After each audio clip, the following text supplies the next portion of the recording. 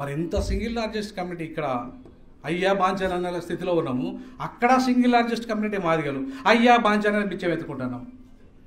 మనకు ఆత్మగౌరవం ఉన్నట్టుగా ఫోజులు కొడుతున్నాం.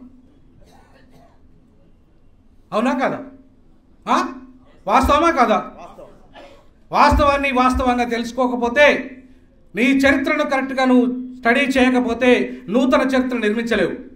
బానిస ఎప్పుడు బానిసగానే ఆలోచిస్తాడు. Your mind is under slavery of this Brahminism. ఒక మాలవాడు పార్టీ పెడితే ఒక తిరుమావోలను అక్కడ సక్సెస్ అయ్యాడు. ఇక్కడ ఎందుకు సక్సెస్ కాడు? ఒక పరయ కమ్యూనిటీ లీడర్షిప్లో అక్కడ నేను అనేక సమావేశాలకు పోయాను. నేను అక్కడ ఆయన నన్ను పిలిచాడు. లక్షలాది ప్రజలు ఆయనను ఫాలో అవుతుంటారు అక్కడ. అసలు నా దృష్టిలో దక్షిణాది నుండి ప్రధానమంత్రికి అర్హత ఎవరికైనా ఉండదంటే ఆయన ఒక్కరికే ఉన్నది.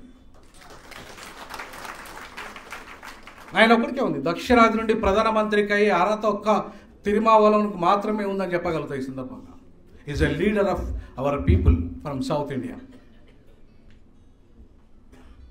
సో కాబట్టి మిత్రులారా, నేను ఇంకా రాజ్యాంగము ఇంకా చరిత్రకు వెళ్తలేను. అంటే ఇంకా దానికంటే ముందు మిమ్మల్ని కొంత మోటివేట్ చేయడానికి, మనం ఏ రకంగా ఆలోచన చేయాలని చెప్పడానికి. ఇవాళ నన్ను అనేక రకాలుగా ట్రోలింగ్ చేస్తున్నారు. అరే నువ్వు మాలోనికి పుట్టినావురా,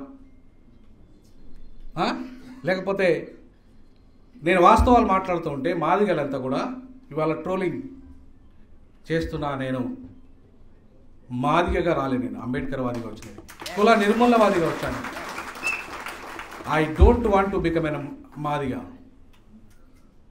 I want to proudly say that an Ambedkarite. నేను అంబేద్కరైట్గా వచ్చాను మీకు. అది జై భీమ్. నేను కుల నిర్మూలనవాదిగా వచ్చా, కులవాదిగా రాలే. మిత్రులారా, కొన్ని వాస్తవాలు మనం ఇంకా చాలా వరకు ఆయలే గారు కూడా చెప్పలే. కొన్ని వాటర్ ఇవ్వండి నాకు. ఆయలే గారు కూడా చెప్పలే. ఎందుకు అంటే సుప్రీంకోర్టు లాయర్, అంటే నేను ఒక ప్రొఫెసర్గా, లా ప్రొఫెసర్గా ఉన్నాను కాబట్టి నేను కొన్ని విషయాలు మీకు సుప్రీంకోర్టు జడ్జిమెంటు, అసలు ఇది నేపథ్యము, వర్గీకరణ నేపథ్యం, కొన్ని విషయాలు చెప్పాలనుకుంటున్నాను. ఎందుకంటే ఇవాళ ఇది ఉమ్మడి ఆంధ్రప్రదేశ్ రిజర్వేషన్ల వర్గీకరణ పోరాటం. ఇదేం పోరాటం? ఉమ్మడి ఆంధ్రప్రదేశ్ రిజర్వేషన్ల వర్గీకరణ పోరాటం. ఇది 94లో స్టార్ట్ అయింది. అంతకంటే ముందు 94, 92లో ఒక జడ్జిమెంట్ వచ్చింది రిజర్వేషన్ల మీద. ఇంద్రశాని జడ్జిమెంట్. ఎంతమంది ఎవరైనా చదివారా, ఎవరైనా చూసారా ఇంద్రశాని జడ్జిమెంట్? ఒక అబ్బాయి కనబడుతున్నాడు నాకు, ఇంకొకరిద్దరే. మీరంతా ఫస్ట్ చదవాల్సింది ఏంటంటే ఈ జడ్జిమెంట్, ఈ 565-66 పేజీల జడ్జిమెంట్ గురించి మీరు మాట్లాడేటప్పుడు దాన్ని చదవకపోతే దీన్ని మాట్లాడలేరు. ఆ జడ్జిమెంటు రిజర్వేషన్స్లో ఒక ఫౌండేషన్. అది పెద్ద, అంటే రిజర్వేషన్స్ అనే మూలాలు ఏంటి, దానికి సంబంధించిన అంశాలు ఏంటి అనేటి కూలంకషంగా ఎంతమంది జడ్జిలు ఇచ్చారు దానికి? 9 మంది. దీంట్లో ఎంతమంది ఇచ్చారు జడ్జిమెంటు? అందులో అనుకూలంగా ఎవరు, ఎంతమంది? కానీ అది 9కి 9 మంది ఇచ్చిన జడ్జిమెంట్ అనుకూలంగానే. దాంట్లో ఏం చెప్తారు? 92లోనే ఆ జడ్జిమెంట్లో ఏం చెప్తారంటే క్రిమిలేయర్ బీసీలకు కూడా వర్తించదు, బీసీలకు కూడా క్రిమిలేయర్ ఎస్సీ ఎస్టీలకు అసలే వర్తించదు. ఇది నేను చెప్పిన మాట కాదు, సుప్రీంకోర్టు జడ్జీలు చెప్పిన మాట. అందులో 9 మంది జడ్జీలు చెప్పిన మాట. అప్పటి కృష్ణమాదిగ ఉద్యమం స్టార్ట్ చేయలే. తర్వాత 2024లో కృష్ణమాదిగ మీట్ ది ప్రెస్లో మాట్లాడుతూ హైదరాబాద్లో సుప్రీంకోర్టు జడ్జిమెంట్ వచ్చిన తర్వాత అక్కడ విలేకరులంతా ఆయనకు మీట్ ది ప్రెస్ పెట్టారు. పెట్టినప్పుడు ఆయన ఏమని మాట్లాడుతుండంటే, నాకు ఉద్యమం స్టార్ట్ చేసిన కొత్తలో నాకు అసలు బీసీలకు ఏబిసిడి అయినట్టుగా ఎస్సీలకు కూడా చేయొచ్చనే ఉద్దేశంతో నేను ఉద్యమం స్టార్ట్ చేసిన. ఉద్యమం చేసి ఇన్నేళ్ల తర్వాత తెలిసింది నాకు ఎస్సీలకు, ఎస్సీ ఎస్టీలకు ఏబిసిడీలు చేయాలంటే ఇంత కష్టం ఉంటుందనే విషయం, ఏబిసిడి చేయాలనే విషయము ఇంత కష్టం ఉంటుందనే విషయం నాకు మొన్న తెలిసింది, నాకు ఇంతకాలం తెలియదు అని 30 ఏళ్ళ తర్వాత ఆయన ఇస్తున్న స్టేట్మెంట్ అది. అంటే ఒక చదువుకోడికి ఒక చదువుకున్నోనికి తేడా చెప్తున్నా మీకు. మనమంతా ఇక్కడ నేను అనుకుంటున్న మాలల నుండి చాలామంది అంబేద్కర్ వాదులుగా విద్యావంతులని అనుకుంటున్నాను. బాగా చాలా ఎక్కువ మంది విద్యావంతులని అనుకుంటున్నాను, మేధావులని అనుకుంటున్నాను, అనుకోవాలి కూడా. అంటే ఒక చదువుకోవడానికి నాలాంటి చదువుకున్నానికి తేడా చెప్తున్నా మీకు. 30 ఏళ్ళ తర్వాత 3 తరాలు మన వాళ్ళు నాశనం అయిన తర్వాత ఆయన ఇస్తున్న స్టేట్మెంట్ ఏంటిది అంటే, నాకు బీసీల లెక్కనే ఎస్సీ ఎస్టీలో కూడా ఏబిసిడి చేయొచ్చు అనుకొని స్టార్ట్ చేసినా అని అన్నాడు. కానీ అంతకంటే ముందు 92లోనే జడ్జిమెంటే, సుప్రీంకోర్టు జడ్జిమెంటే చెప్పింది బీసీలకు ఏబిసిడి చేసుకోవచ్చు, అది స్టేట్ పరిధిలో వాళ్ళ లిస్టులో ఉంటారు, ఎస్సీ ఎస్టీలు కేంద్ర లిస్టులో ఉంటారు, వాళ్ళకు చేసే అధికారం రాష్ట్రాలకు లేదు అని చెప్పేసి సుప్రీంకోర్టు చెప్పింది. క్రిమి లేయర్ బీసీలకు వర్తించదు, ఎస్సీ ఎస్టీలకు అసలే వర్తించని చెప్పింది. మరి 30 ఏళ్ల తర్వాత వచ్చిన జడ్జిమెంట్ ఏం చెప్పింది? 566 పేజీల జడ్జిమెంట్ ఏం చెప్పింది? క్రిమి లేయర్ చేయొచ్చు, వర్గీకరణ అంటే వర్గీకరణ అనే పదం వాడలేదండి, కేటగరైజేషన్ అనే పదం వాడలే. మీరు దయచేసి మీరు అదే బాగా మనం చదువుకున్న వాళ్ళు గమనించాల్సింది ఏంటంటే, ఈ మొత్తం 566 పేజీలలో కేటగరైజేషన్ అనే పదం ఎక్కడ లేదు. సబ్ క్లాసిఫికేషన్ ఉంది. సబ్ క్లాసిఫికేషన్కు కేటగరైజేషన్కు చాలా తేడా ఉంది, దాన్ని మనం పక్కా గమనించాలి. దీంట్లో కూడా మాలా మాదిగా అనే పదం ఎక్కడ వాడలే.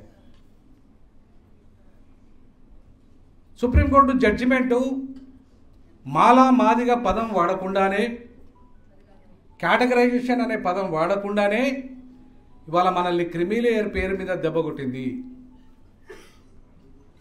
ఇవాళ 9 మంది ఇచ్చిన జడ్జిమెంట్కు వ్యతిరేకంగా 6 ఇచ్చిన జడ్జిమెంట్ అసలు చెల్లదు, రూల్ ప్రకారం అయితే చెల్లదు.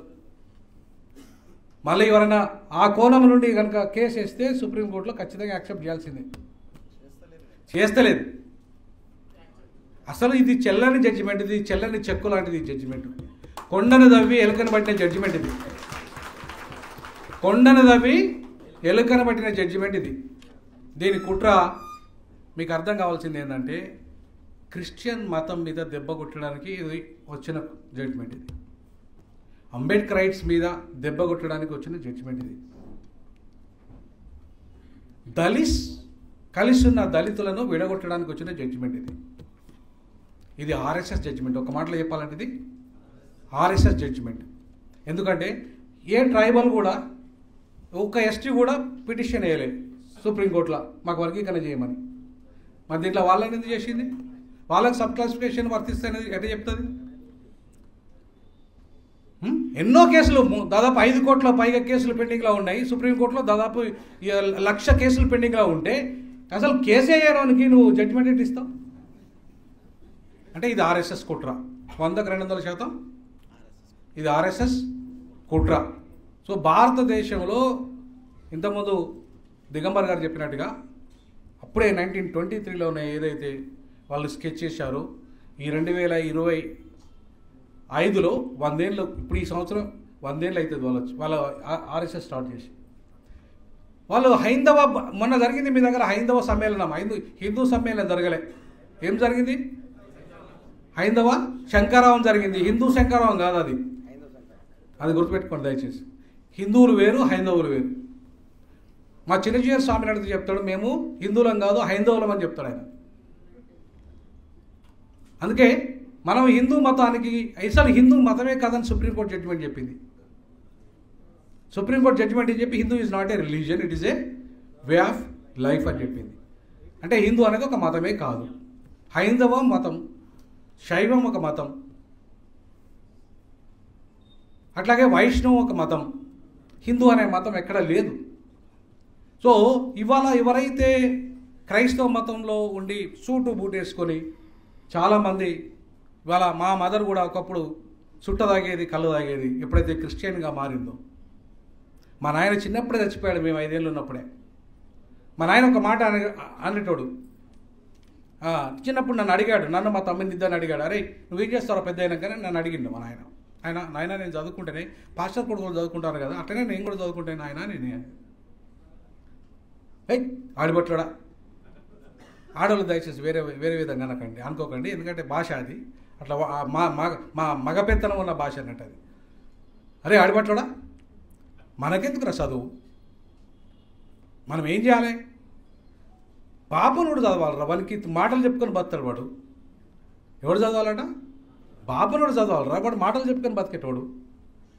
మనం దొంగతనాలు చేయాలి, మనం చిల్లర దొంగతనాలు చేయాలి, దొంగతనాలు చేయాలి, దోపిడీ చేయాలి, కుస్తీ పట్ల చేయాలి, ఓని కూడా కొట్లాడుకోవాలి మనం.